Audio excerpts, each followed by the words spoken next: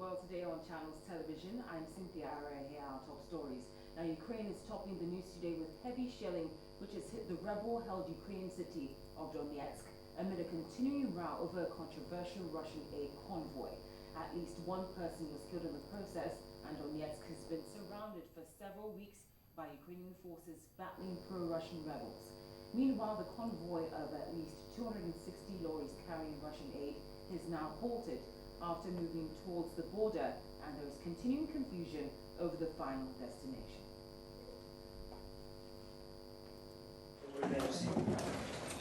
Ukrainian presidential spokesman said Kiev will agree to let Russian humanitarian aid to be delivered to Luhansk only if Red Cross examines and distributes it. Ukraine denounced Russia's dispatch of a humanitarian aid convoy now advancing towards the border as an act of unbounded cynicism serving pro-Russian separatists, and said the trucks would not be allowed to pass unless they are examined by Ukrainian officials at the border. Today we have three scenarios of how the situation can develop. The first one, direct intervention into Ukrainian territory under the pretext of delivering humanitarian aid. The second one, provocation with convoy on the territory of Kharkiv region with high probability of aggression by Russia. The third one, the aid to Luhansk entering through border crossing closest to this Ukrainian city. Our customs officers, border guards, and OSCE representatives examined the convoy at the Russian-Ukrainian border. The mission will be moving across the territory, which is under the rebels' control. And after arrival to Luhansk, distribution of aid among peaceful residents will be conducted by the Red Cross.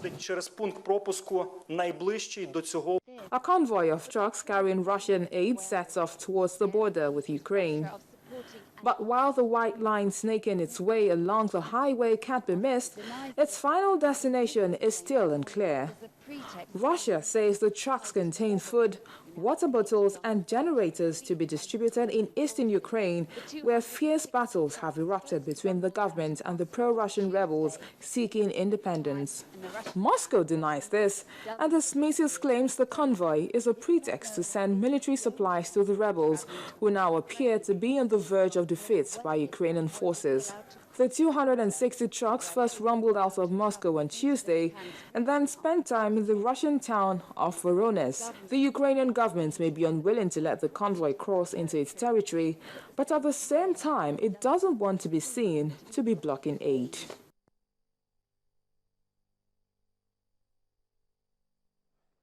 I'm now being joined live via Skype by the Voice of America's Gabe Joslo, who is live in Kharkiv. Gabe, thank you so much for joining us again on The World Today. Now, earlier on, I had a chance to chat with you, and you told me about President Putin's speech in Crimea. Could you fill us in on what happened? Well, President Putin visited Crimea, which, as you may recall, was previously an area of Ukraine until Russia annexed it in March. And this was actually a move that helped to set off the conflict that we're still dealing with now in eastern Ukraine. So this was a major, well, according to officials in Kiev, it was a major provocation, but it was also a major move by President Putin to sort of exert his influence over this region. While he was there, he did say that he wanted to see an end to this conflict, but for many people in Ukraine, that sort of rang hollow, because at the same time that he says he wants to see an end, Russia is accused by Ukraine and by many people in the West of continuing to supply the rebels who are responsible for a lot of the violence in the East. All right, Gabe, let's talk about this aid convoy for a bit. Now, you're in an area where the trucks were actually supposed to come through but have now been halted. Can you tell us what the situation is like right now? Well, that's right. This is an area that is firmly under Ukrainian government control, and this is in Kharkiv is where they wanted to see this aid convoy come. Ukrainians had always said they wouldn't allow the trucks to actually enter into Ukraine, but they would allow the transfer of the goods through the Red Cross so that they could be distributed to people who really need supplies in parts of eastern Ukraine.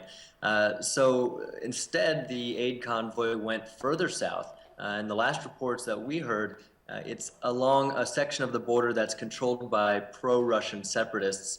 So it's much more in Moscow's control in that area. and it's not really clear what Russia's next move is.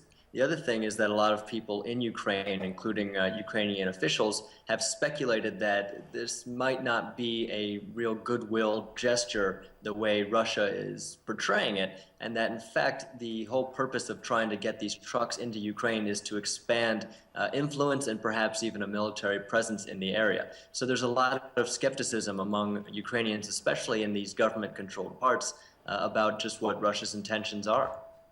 Well, Gabe, you've literally answered my last question, because I was about to ask you, what the motive was behind this, the aid convoy, if there was an ulterior motive. But thank you very much for joining us on The World Today. I've been speaking with the Voice of America's Gabe Joslo, who is live in Kharkiv. Now, in other stories, the situation in Iraq is so intense that the UN has declared its highest level of emergency in the country as a humanitarian crisis follows the rapid advance by Islamic State militants in the north. But the US says a rescue mission to aid thousands who fled to Mount Sinjar was unlikely, as it had found fewer people in better conditions than expected. The UN estimates that 1.2 million Iraqis have been internally displaced, and the declaration by the UN of a Level 3 emergency would facilitate mobilization of additional resources in goods, funds, and assets to ensure a more effective response to the humanitarian needs of populations affected by forced displacements. And the situation of displaced people on Mount Sinjar remained critical, and U.S. forces conducted a brief mission to the mountain to assess the situation after days of international concern, and the British Prime Minister, David Cameron, has confirmed that fewer people were stranded on Iraq's Sinjar mountain, and that was a lot more than was expected, or less than what was anticipated. To be some good news, and that is that the American-led scouting operation has found fewer people on the mountainside than expected. Also, we see that the UK aid drops have made a difference and have got through to people. But I think it's good news there are fewer people there and they're in better condition than expected. What our plans need to do is make sure that we've got the assets in place to help out in the right way, and that's why last night one of our tornadoes was gathering information about the situation. It's why it's important that our Chinooks are in place and available if needed. Our plans need to be flexible enough to respond to this situation. The situation for the people arriving in Duhok from Sinjar really is very dramatic. I was there myself to meet the governor to discuss UN assistance for the people who are arriving. What WFP is doing is providing hot meals to people who are newly arrived, and we're also providing family rations for those who are able to cook for themselves.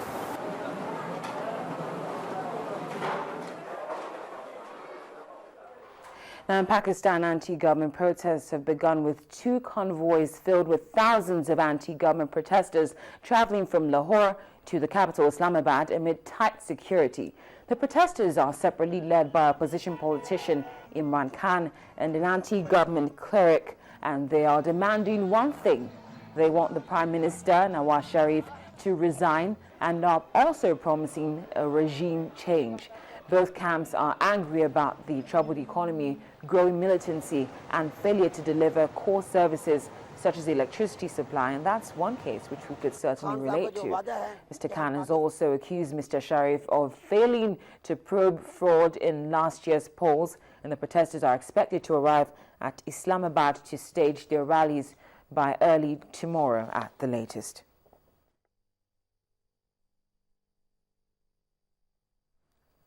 He might be gone, but he's not forgotten. That's the message which critics of Michael Brown's death are sending to the police.